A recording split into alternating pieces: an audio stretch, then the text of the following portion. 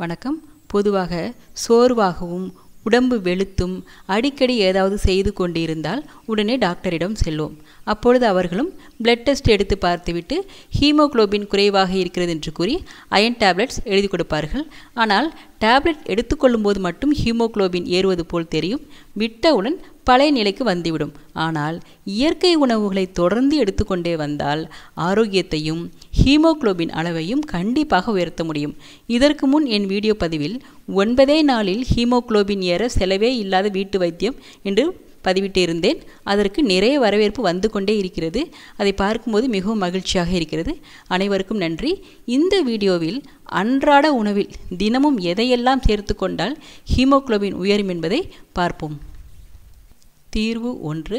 முருங்கைக்கீரையை 3 கைப்பிடி அளவு எடுத்து 1 கைப்பிடி அளவு துவரம்பருப்புடன் சேர்த்து சமைத்து இறக்கும் முன் 1 கோழி முட்டையை உடைத்து ஊற்றி கிளறி 1 தேக்கரண்டி அளவு நெய்யும் சேர்த்து தொடர்ந்து 40 நாட்கள் சாப்பிட்டு வந்தால் உடலில் புதிய இரத்தம் உருவாகி ஹீமோகுளோபின் அளவு அதிகமாகும்.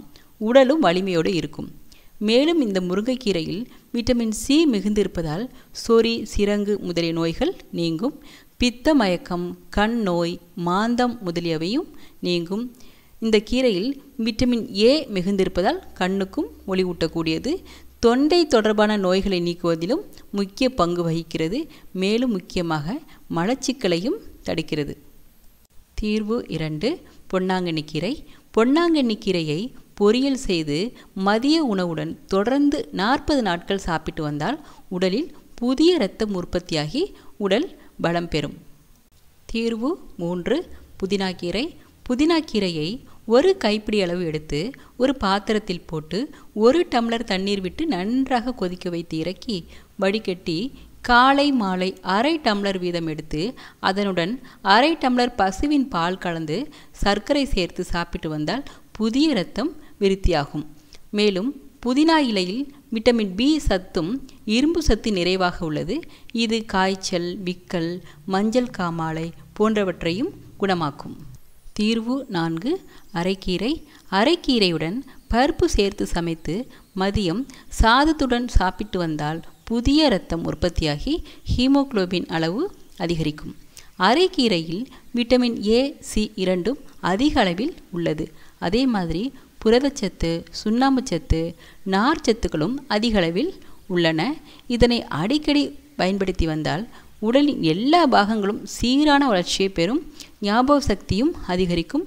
மலச்சிக்கலை போக்கி குடலை சுத்தமாக வைத்திருக்க உதவும். இதயத்திற்கும் வலிமையை தரக்கூடியது. தீர்வு 5. அத்திப்பழம். தினசரி 3 அத்திப்பழங்கள் எடுத்து பசும்பாலில் போட்டு வேக வைத்து தேன் 1 ஸ்பூன் கலந்து தினம் 1 வேளை பருகி வர 2 மாதத்தில் உடம்பில் புதிய இரத்தம் உருவாகி ஹீமோகுளோபின் அளவு அதிகரிக்கும். இதனால் உடல் வெப்பம் தணிந்து மலக்குடல் தூய்மையடைந்து உடம்பெங்கும் புத்துணர்வு மலரும். இது போன்ற பயனுள்ள தகவல்களை தொடர்ந்து பெறுவதற்கு சேனலை சப்ஸ்கிரைப் செய்ய மறக்காதீங்க, ஷேர் பண்ண மறக்காதீங்க. நன்றி.